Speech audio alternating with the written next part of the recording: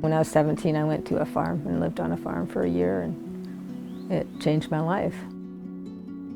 When I first came here, I was a nurse working in the old Queen Charlotte Hospital, and I did a lot of kayaking, and I kayaked around this inlet quite a bit, and I saw this beautiful little spot that I really fell in love with, and I just thought, you could really be happy here.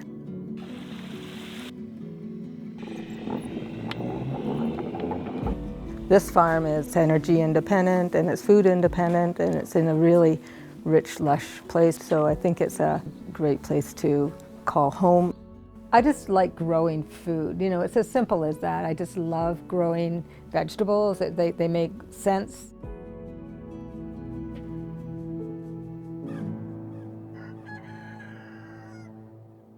I see this as a really important food production unit, you know, on Haida Gwaii.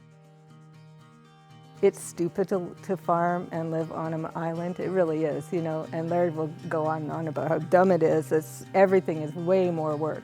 Laird is definitely a homegrown physical engineer and mechanic. He was born on the islands, and when you're born here, you learn to sort of work with what you got.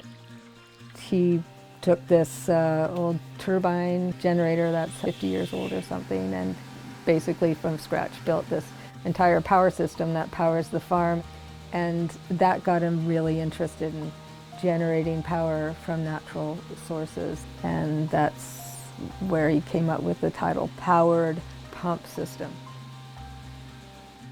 For us living on this land, we want to protect it and everything around it too, and that's what I think the value of living in one place for a long time is all about. We want to survive on the planet, and our piece of it is sustainable food, or it's renewable energy, so we stop burning diesel, and we're all responsible for that. And so I think that by being, you know, loving the land you're on, all that is reflected in what you do. This is gravity-fed water. We don't have electricity. There's no heating, so we're always sort of pushing the parameters, like the books say, not to put tomato plants out too early. Well, we kind of have to put them out earlier because we don't have a heated greenhouse, so it's not like we can get them out super early and, you know, keep them warm all day and night, because, you know, we just have to work with what we have. But we're managing okay, and every year we learn, you know, that we can sort of push those parameters a little further and further. And it's just a bit more work, I suppose. And then the crops are later. We're just starting to get, the last couple of weeks, we're getting ripe tomatoes, so, you know, everything is way later without the heat. I'm standing here looking at these thinking, oh, they gotta be picked. It's just work, but when you put it all together and people, you know, just want it because it's so amazing, you know, that is sort of the moment that makes all the work worthwhile. Our soil is about 20% organic matter. It's really dark. 20% is really high. A farmer would be happy with 5% organic matter. So it holds moisture, and it is south-facing slope too, so that's fortunate.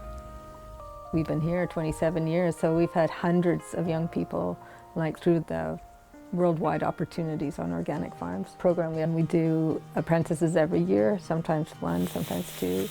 I just think it's a great experience for them. And I guess that would be my dream, that there would always be young people coming to the farm and farming it. Even if I'm not physically capable of doing it anymore, you know, I just hope somebody comes out here and does it, whether it's my kids or, you know, all these young, motivated people who just want to grow food. And as time goes on, I'm seeing that more and more we need these skills. And I don't know how to resolve the issues with access to land and all those things, but, you know, our part in it can be, okay, you know, like, come here and live with us, learn, you know, everything we can teach you about growing food in this kind of coastal, wet coastal climate. We spend Fridays doing the bulk of the harvest. After we've harvested everything, we stick it on the trailer, and we pull the trailer with the quad down to the dock.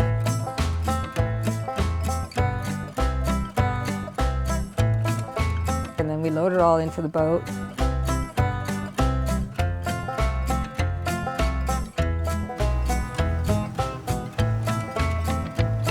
And it's about a 20-minute boat trip to town.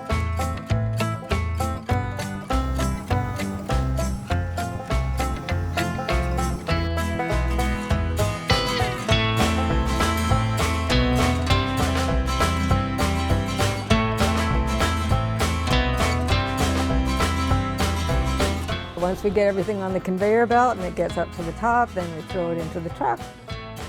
And then we drive off to the farmer's market. We haven't got a lot of farmers on Haida Gwaii. We used to have 3 farmers at the farmer's market, and now it's me as like a main producer. You know, we just don't have a lot of people that are able to produce a lot of food locally.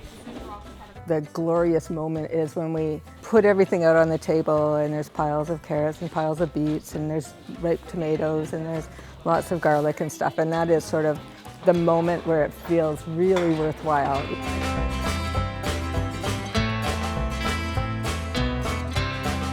It's probably my favorite day of the week. You know, not only is it rewarding to see everything in one place sort of unveiled and looking beautiful, but like how people respond to it is